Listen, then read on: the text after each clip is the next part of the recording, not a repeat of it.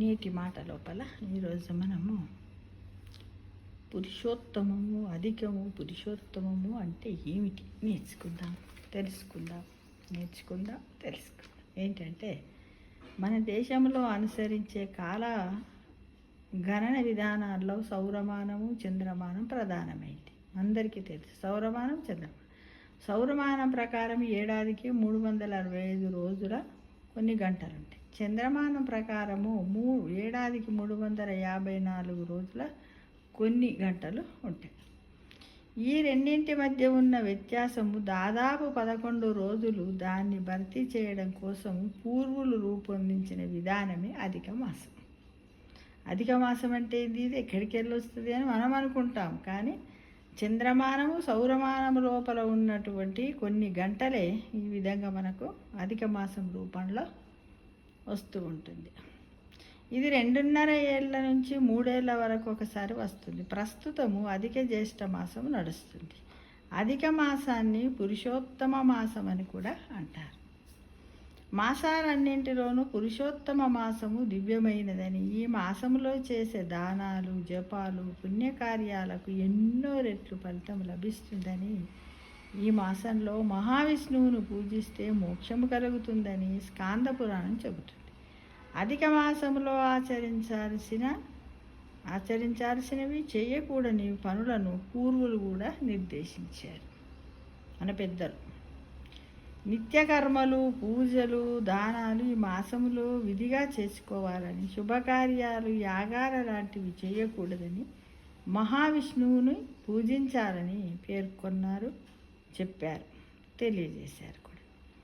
అలాగే ఉపవాసాలు, రోజు దీపారాధన, విష్ణు సహస్రనామము, పురుష సూక్తాల పారాయణము అపరిమితమైన ఫలితాన్ని అందిస్తాయన్నది కూడా మన పెద్దల యొక్క చక్కటి సద్దన్నం మూటలాంటి మాటలు మిత్రమా. అయితే వరమిచ్చిన శ్రీహరి పురుషోత్తమ అంటే అధిక మాసం. దాని విశిష్టతకు సంబంధించిన ఆసక్తికరమైనటువంటి ఒక కథ మన పద్మపురాణంలో కనిపిస్తుంది, రాశారు, చెప్పారు కూడా. దాని ప్రకారము పూర్వము దైవ సంకల్పముతో ఒక మాసం అధికముగా ఏర్పడింది. అధిక మాసములో సౌరమానం ప్రకారము మాస సంక్రాంతి ఉండదట. మాసాధిపతి ఉండరు. దాంతో అందరు దానిని మలమాసము అని, అపవిత్ర మాసము అని పిలవసాగారట. ఈ అవమానాన్ని భరించలేక ఆ మాసము వైకుంఠములోని శ్రీ మహావిష్ణువుని దర్శించి, స్వామి, లోకులు నన్ను మలమాసం అంటున్నారు, ఇతర మాసాలు కూడా అవమానిస్తున్నాయి, నాకు అధిపతి లేడు, గౌరవ మర్యాదలు లేవు, నా గతి ఏమిటి అని మొరపెట్టుకుందట. అప్పుడు మహావిష్ణువు, అహం చైవ యదా లోకే పురుషోత్తమ ఇత్యుతే తదాయపి లోకేషు పురుషోత్తమ నమః మత్స్య సాదృశ్య మగమత్ మాసానధికిపో భవత్ జగత్ పూజ్యో జగద్వంద్వో మాసోయ చ భవిష్యత్తి. లోకులందరూ నన్ను పురుషోత్తముడని ఏ విధంగా పిలుస్తూ ఉన్నారో నిన్ను కూడా పురుషోత్తమ మాసం అనే పేరుతో వ్యవహరిస్తారు.